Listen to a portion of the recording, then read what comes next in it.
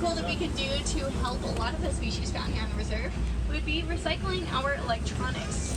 There is a mineral within our cell phones called coltan that is mined in a lot of the habitats that these animals live in.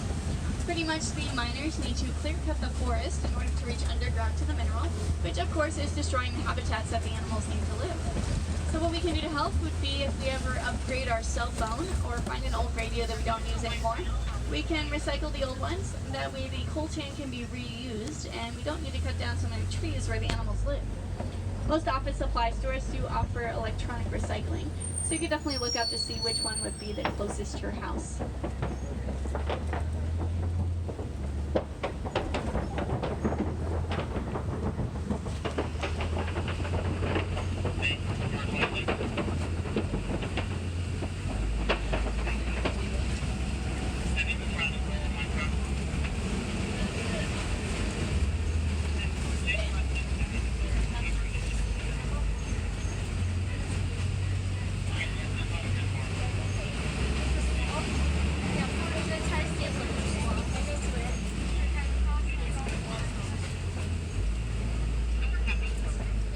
Okay, take a look out to our left side. I'm starting to see an elephant through the trees there.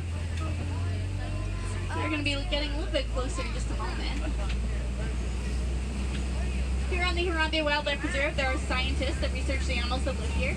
And a cool project that they've been working on is called the Elephant and Bees Project.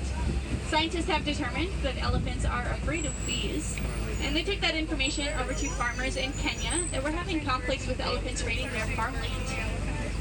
They helped them to develop beehive fences, which were super successful because the fences kept the farmers' crops safe. It also kept the elephants safe from any farmer retaliation, and it provided another product that the farmers could sell. That would be the honey that the bees produced. So really it was a win-win all around, and it's pretty cool that all of that research happened right here on this reserve.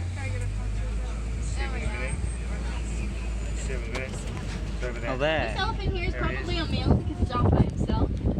Elephants do live in matriarchal herds where all the female and their offspring live together in groups. All the males will typically go off on their own once they reach maturity. A baby elephant is not easy to come by though.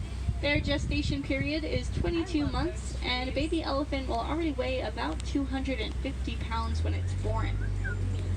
Now that one there is definitely full grown. I would predict it's about 12,000 pounds now.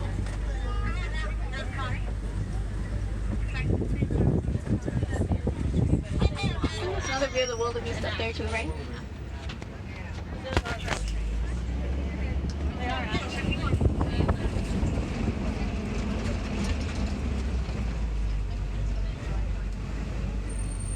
Right ahead of us here, I do see an entire flamboyance of greater flamingo. A flamboyance is what you call a group of flamingos. When they're babies, they do have a light gray color, but as they mature, they will get their pink plumage as a result of their diet, which would consist of brine shrimp, which is heavy in beta-carotene. Flamingos are also considered filter feeders, so when they eat, they will put their entire head upside down underwater. They will swing it back and forth, eating all the shrimp that they catch within the bristles of their beak that way. It does look like we're going to get really close to some Ankole cattle as well. Yeah, I know. Ankole cattle are the only domesticated species here on the reserve. In many African cultures, owning Ankole cattle is considered a sign of wealth. Typically, the owners will allow them to wander as they please during the day, and at night they will gather them up into pens that they call bomas.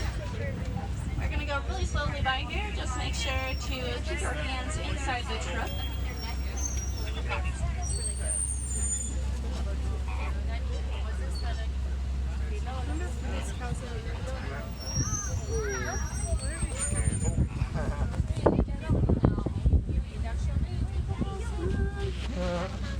Where's it going?